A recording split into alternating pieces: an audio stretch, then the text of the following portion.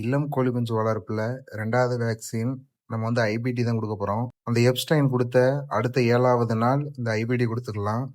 இந்த மாதத்துல அதிக கோழிகளுக்கு வெள்ளை கழிச்சல் நோய் வந்துட்டுருக்கு. அது வராம எப்படி தடுக்கலாங்கிற வீடியோ வேணும்னா வீடியோன்னு கமெண்ட் பண்ணுங்க. நீங்க பண்ற கமெண்ட வச்சு தான் நான் வந்து வீடியோ ரெடி பண்ண முடியும்.